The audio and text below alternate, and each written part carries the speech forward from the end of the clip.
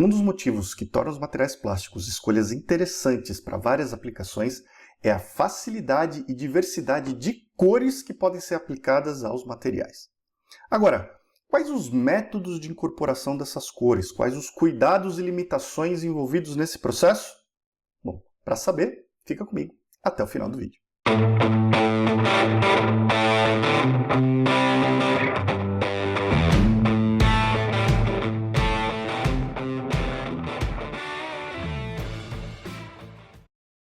Olá, Ricardo Cusiol com mais um conteúdo que te ajuda a ter sucesso nos seus projetos com polímeros, e no vídeo de hoje nós vamos falar a respeito de cores em materiais plásticos. Como é que a gente colore os materiais plásticos, como é que a gente confere cor para esses materiais, quais são as possibilidades, cuidados e limitações da coloração de peças plásticas. Então, se você quiser saber um pouquinho mais a esse respeito, fica comigo até o final do vídeo que a gente vai bater um papo bem interessante. Mas antes, preciso te lembrar que esse é um vídeo patrocinado e trazido até você pela Eudrix Plásticos e pelos compostos de purga Asa Clean. Afinal de contas, se você produz peças coloridas, tem que trocar de cor constantemente, garantir uma boa limpeza de máquina e principalmente a agilidade nessa troca de cor é fundamental. E sempre que você precisar melhorar a sua troca de cor, troca de material, garantir a limpeza de máquina, setup de máquina, reduzir tempo e custos desses processos, os compostos de purga Asa Clean são os seus melhores parceiros, tá? Então, olha só, se você quer receber uma amostra, quer receber uma visita, identificar qual que é o melhor tipo que vai te ajudar, os contatos da Eudrix estão aparecendo aqui, chama eles para uma visita técnica e eles vão te enviar uma amostra, vão identificar qual que é o melhor tipo que vai te ajudar. Fechado? Mas agora, ó, confere aí como os compostos de purga Asa Clean podem te ajudar no seu dia a dia. Como seria poder reduzir os tempos e custos de setup dos seus processos de moldagem de plásticos, aumentando a disponibilidade de máquina e equipamentos? E que tal fazer tudo isso reduzindo resíduos de materiais, custos de matérias-primas e ainda contribuindo com a sustentabilidade e com o meio ambiente? Uma das maiores origens de custos e desperdícios, tanto de tempo quanto de materiais, na indústria de moldagem de plásticos é o setup de máquinas. E uma das atividades de setup que mais contribui para esses custos é a limpeza do conjunto canhão e rosca. Seja para troca de cores, troca de material ou simplesmente para uma parada mais prolongada de máquina, a purga desses sistemas toma muito tempo, consome uma quantidade de material bastante grande e que praticamente fica inutilizada, gerando muitos desperdícios. Mas não precisa ser assim. Utilizando o composto de purga certo para sua combinação máquina e material, você pode fazer a limpeza de canhão e rosca de forma rápida, com mínimo desperdício de material e reduzindo significativamente os seus custos. Os compostos de purga Asa Clean trazem a tecnologia japonesa para o seu processo de limpeza de canhão e rosca de plastificação, com versões para limpeza mecânica ou química. Você encontra os compostos Asa Clean na Eudrix, que conta com uma equipe técnica preparada para te ajudar a selecionar o melhor tipo para a sua necessidade. Entre em contato agora mesmo e solicite um contato técnico. Os telefones e links de contato da Eudrix estão na descrição do vídeo e no banner que está aqui embaixo da tela. Legal, vamos entrar no nosso conteúdo então, falando a respeito de cores e materiais plásticos. Tem um PDF que você pode baixar, o link está na descrição desse vídeo aqui e a apresentação na tela agora, tá? Vamos falar hoje sobre cores em materiais plásticos, trazer algumas visões a respeito da coloração, incorporação de cores, principalmente os cuidados, limitações de cores em materiais plásticos, tá? Lembrando que é um vídeo patrocinado e trazido até você pela Eudrix Plásticos, os contatos estão aparecendo aqui e também estão na descrição do vídeo, legal? Muito bem. Eu falei logo no comecinho do vídeo que os materiais plásticos são interessantes e são materiais, são a melhor escolha para determinadas aplicações por vários motivos, né? Eu já falei várias vezes em outros vídeos aqui, postagens nas redes sociais a respeito dessas vantagens dos materiais plásticos, mas duas dessas vantagens são relacionadas com a aparência, com a cor desse material. Então, são materiais, primeiro, que podem ser transparentes, né? Tipicamente os materiais amorfos podem conferir transparência, tá? Mas praticamente todos os materiais plásticos, a gente vai ver algumas limitações aqui, mas praticamente todos os materiais plásticos podem ser coloridos com praticamente qualquer cor que você queira, tá? De forma muito fácil, muito prática. E principalmente uma coloração integrada, que a gente chama na própria massa plástica fundida, ou seja, diferente de outros materiais onde a gente aplica algum tipo de material de cobertura para conferir cor, embora isso seja possível nos materiais plásticos, a gente vai falar um pouco sobre isso. O que a gente consegue fazer de forma bem interessante e bem simples nos materiais plásticos é colorir o material, ter o material na cor que a gente quer. Isso faz com que a integridade de cor seja muito interessante, a gente minimize problemas de descascamento desse material de cobertura e mantenha essa cor por bastante tempo e por várias condições diferentes de utilização, tá? Então, essas vantagens aqui são parte do que faz os materiais plásticos, materiais muito interessantes como alternativas para muitas aplicações. Agora, é óbvio que quando a gente fala facilidade de coloração, a gente precisa entender quais que são os parâmetros, quais que são os limites dessa facilidade. E primeiro, para a gente entender isso daí, a gente precisa falar a respeito do que é o normal com os materiais plásticos. Então a gente vai falar sobre cor natural versus pigmentação, tá? Todo material plástico tem uma cor natural, uma cor intrínseca de como ele é obtido, tá? E em muitas aplicações se utiliza o material na sua cor natural. Então, alguns materiais plásticos, eles podem ter uma coloração totalmente transparente, né? Em substituição ao vidro, como a gente está vendo aqui, tá? Esse aqui ele ainda tem uma pequena tonalidade amarelada, mas é um material transparente. Você consegue perceber aqui que ele é totalmente transparente. E outros materiais plásticos, eles vão ter aí uma característica mais esbranquiçada, leitosa, translúcida até, tá? Ou até mesmo partindo para um totalmente opaco, né? Que vai cobrir aí uma gama do branco leitoso a um branco bem intenso ou bege bem clarinho, tá? Então essas são as cores naturais dos materiais plásticos.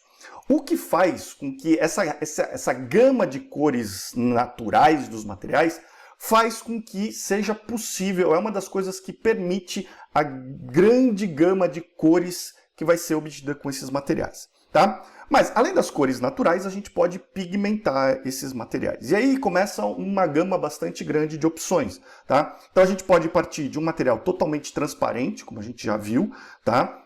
Onde a gente tem uma transparência limpa, sem cor nenhuma, né? A cor natural do material transparente, bem transparente, tá? A gente pode manter essa transparência com cor, tá? Então existem métodos de pigmentação que fazem a conferência de cor para o material, conferem cor ao material, mas ao mesmo tempo preservam a transparência desse material, tá? É o que a gente chama de cor aberta ou cor fechada, que a cor fechada seria uma coloração nesse material, mas que já não mantém a translucidez ou a transparência desse material. Seja porque o pigmento transformou um material transparente em um material opaco, né? O pigmento faz o que a gente chama de fechar a cor e elimina a transparência do material, tá? Ou seja porque a cor natural desse material já é uma cor mais opaca e aí o pigmento só realmente confere a cor, tá? Só para sair desse exemplo de imagens que eu coloquei aqui, eu quero voltar para as pecinhas que a gente tem aqui. Então a gente tem um material totalmente transparente,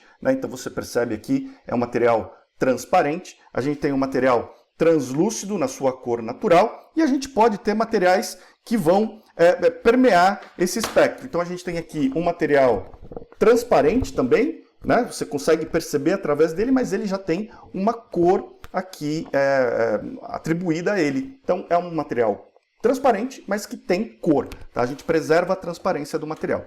Ou a gente pode ter materiais que têm uma cor, né, fechada, que a gente chama, tá? Ele não tem transparência, e aí, seja porque o pigmento fechou essa cor aqui, que é esse caso em particular, um material tradicionalmente transparente, que tem um pigmento que fecha a cor e elimina a transparência, seja porque é um material que ele, por si só, na sua cor natural, ele já é opaco e a gente colocou um pigmento aqui que só conferiu cor para esse material, tá? Então, essas são as possibilidades em termos de diferentes métodos de incorporação, tá?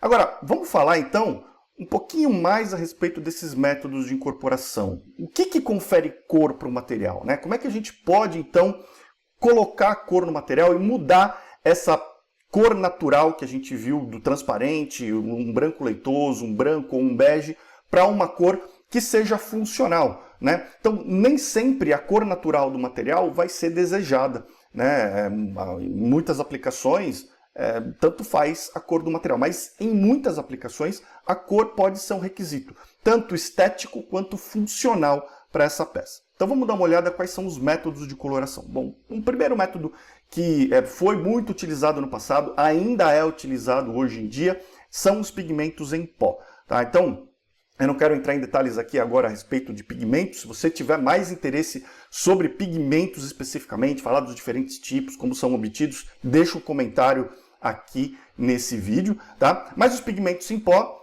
são a forma primordial de como a gente obtém cor em materiais plásticos, em tintas, em muitas outras aplicações, tá? Então, são diversas origens que geram um material na forma de pó que a gente pode incorporar no material.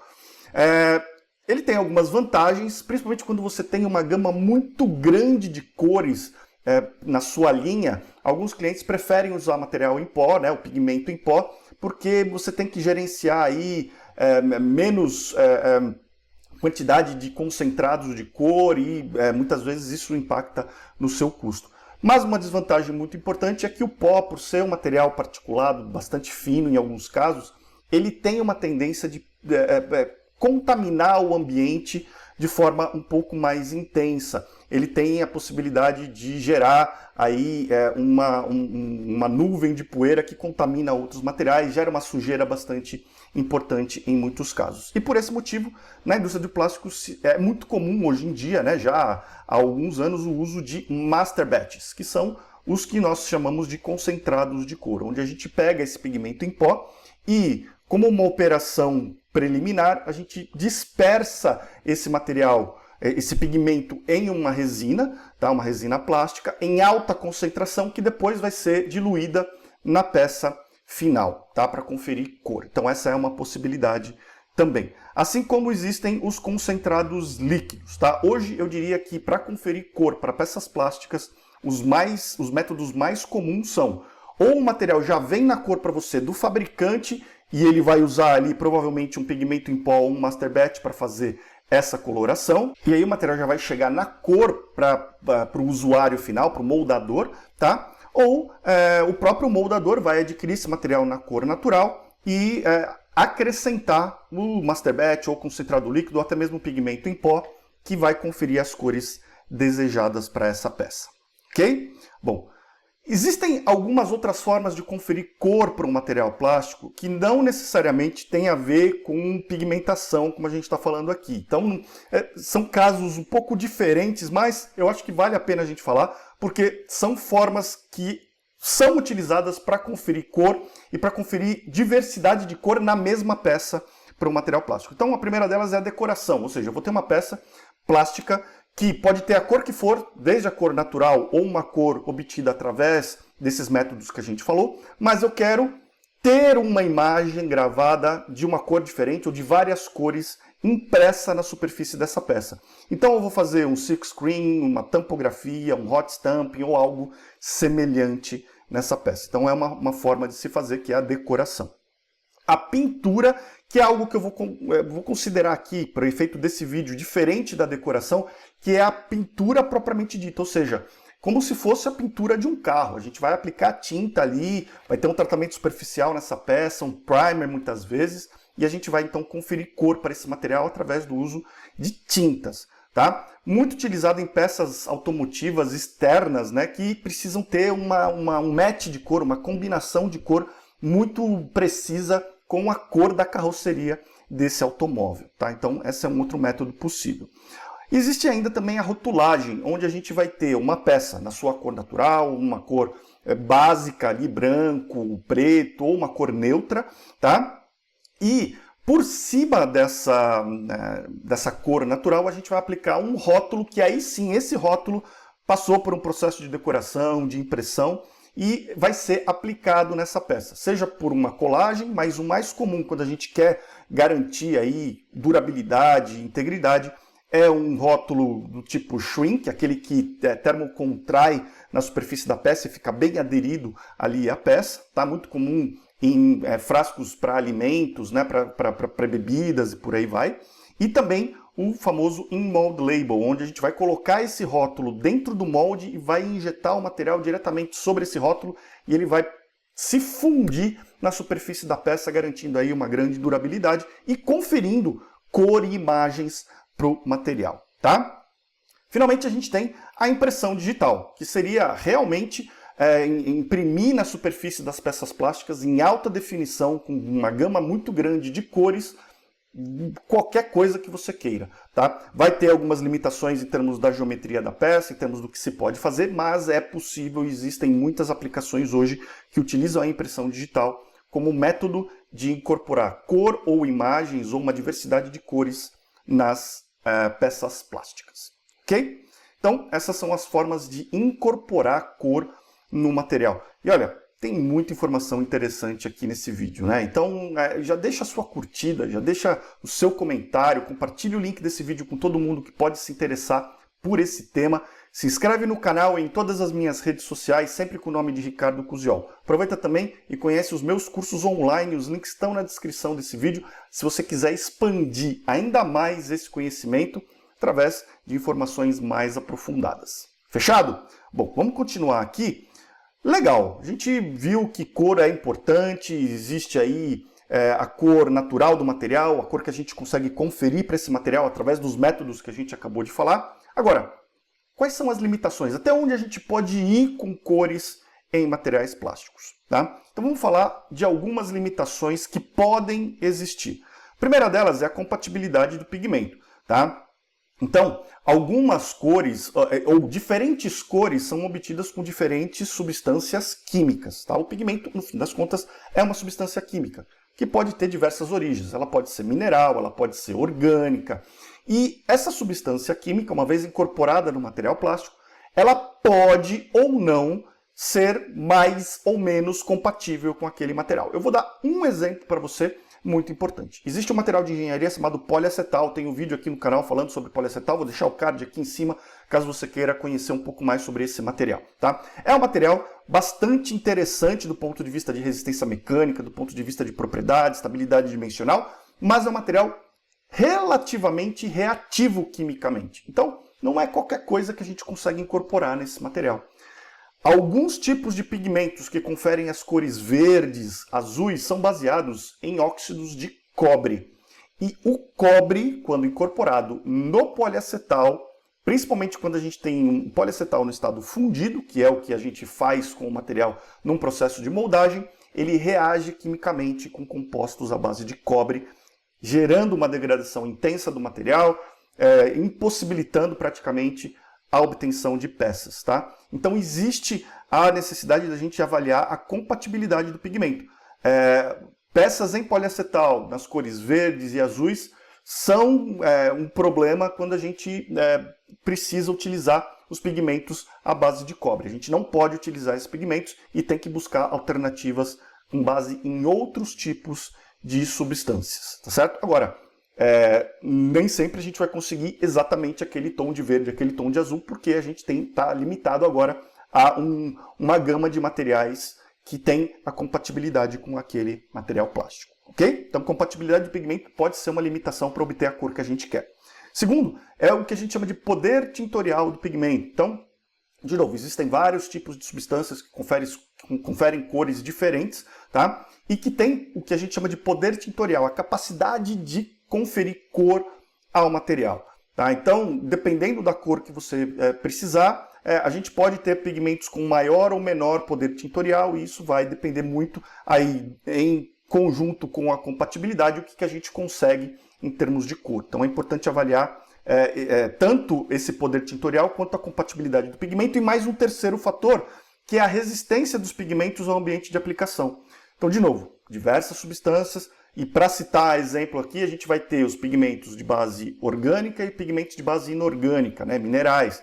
E normalmente, dependendo dessa base, a gente vai ter maior ou menor poder tintorial e maior ou menor resistência dos pigmentos ao ambiente de aplicação, por exemplo, temperatura. Tá? Então, pode acontecer do caso de você ter um material que tem um ótimo poder tintorial para conferir a cor que você quer, mas ele não resiste à temperatura de aplicação. E aí, para resistir àquela temperatura de aplicação, você tem que ir com um pigmento que tem um poder tintorial não tão bom. Talvez você tenha que usar um pouco mais, ou não tenha aquela tonalidade específica que você deseja. Então, são algumas limitações que você vai precisar trabalhar para poder encontrar o pigmento que confere a cor mais próxima do que você deseja. Tá?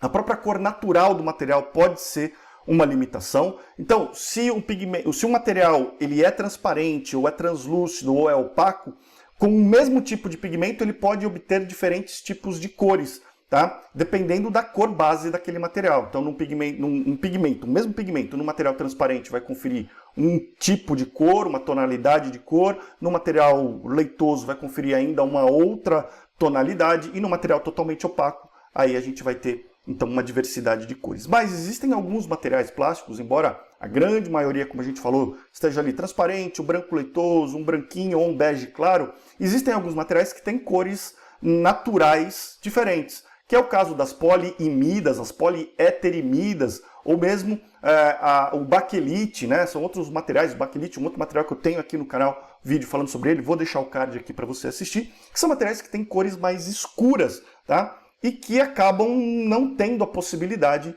de pigmentação ou não são possíveis de obter coloração tão clara, principalmente cores como branco, amarelos, acabam não sendo tão possíveis com esses materiais, porque a própria coloração natural do material impossibilita esse tipo de cor. Tá?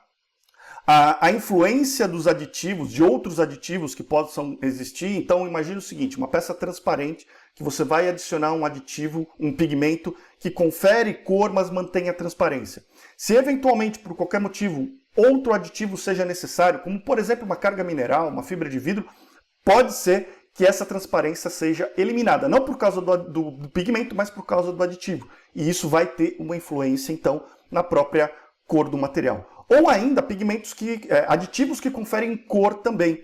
Por exemplo, existe um tipo de agente expansor chamado azodicarbonamida que confere uma tonalidade alaranjada ou amarelada para as peças nas quais ele é incorporado. E isso pode, obviamente, interferir na cor do produto, caso essa cor aí tenha uma tonalidade um pouco mais clara, como brancos, até mesmo verdes, podem ser influenciados por esse aditivo que é incorporado em conjunto com os pigmentos. Tá?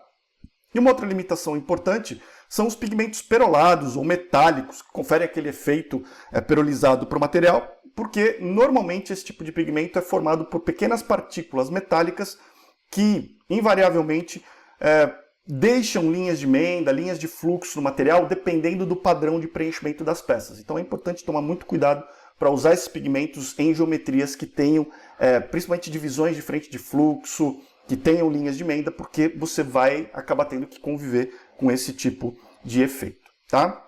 Bom, então para a gente fechar, vamos falar alguns cuidados que precisam ser tomados na pigmentação, na coloração de peças plásticas. Então primeiro, se você está produzindo peças plásticas coloridas e tem uma diversidade de cores, procure produzir do mais claro para o mais escuro, porque você minimiza a contaminação de cores. Né? É mais fácil você ir escurecendo a cor que vai normalmente cobrir as cores mais claras anteriores, e com isso você minimiza tempo de setup, problemas de limpeza de máquina, de contaminação, tá? Do que se você for do mais escuro para o mais claro, ou aleatório. Tá? Então sempre tentar procurar produzir do mais claro para o mais escuro. Tá? Garantir uma boa limpeza de rosca e canhão, principalmente quando você vai trocar de cores. Aqui de novo, lembra dos compostos de purga, Asa Clean, procura Eldrix aqui, para te ajudar a ter uma boa limpeza de rosca e canhão quando você vai trocar de cor. Tá? Então,